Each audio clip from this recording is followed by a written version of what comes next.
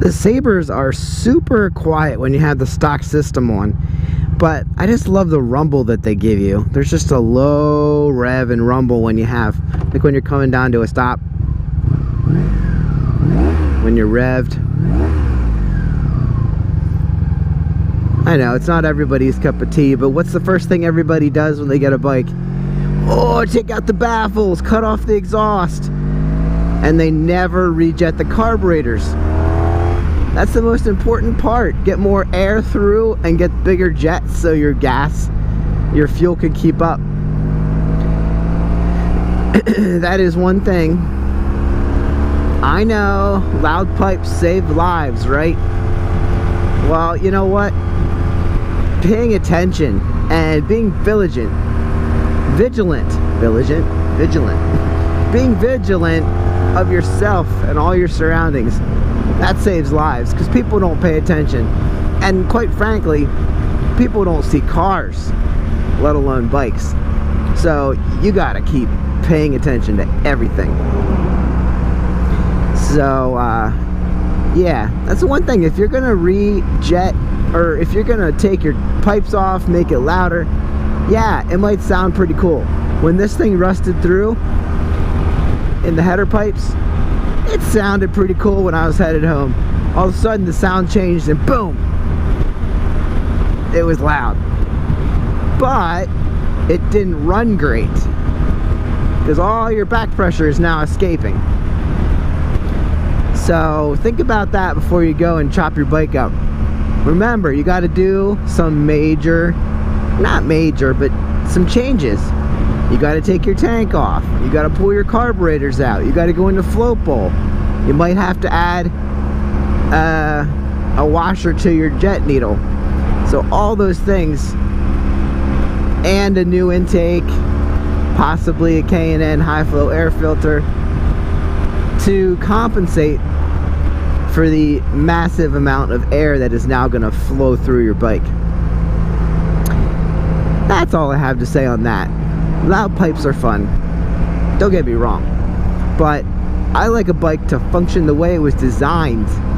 Everything about it, like trying to get, if there's problems like a lot of my bikes have, getting it back to the perfect way that the designers and engineers set it up in the first place. Because I think they know what they're doing. Now, they make some mistakes along the way, but they know better than I do. So if I open something up, I want to notice what's actually wrong with it.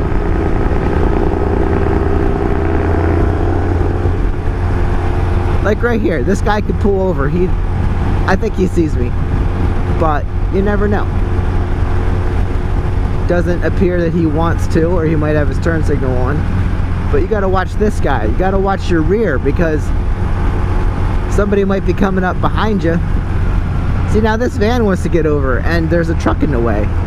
Now where are they gonna go? They're gonna merge right into where the Jeep in front of them is. Now they gotta get past the Jeep. You know, it's all these things that go into people not seeing other people.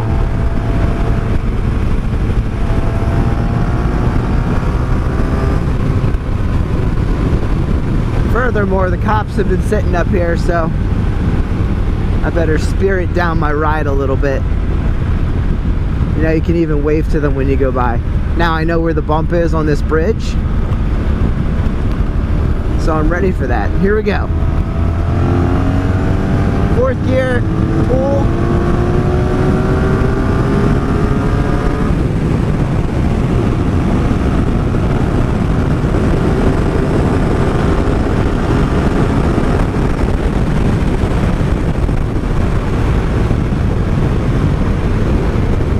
This old girl still gets up and goes. I could have got there a lot faster, but what's the point? There's cars in front of me, and honestly, that was super smooth and happy, and I'm good with that. I am okay with that. There is a cop. So that's probably it for the day, guys. Be careful out there. Have fun, but don't make stupid mistakes. Watch out for yourself and watch out for the other people. I will see you on the next one. Have a great day.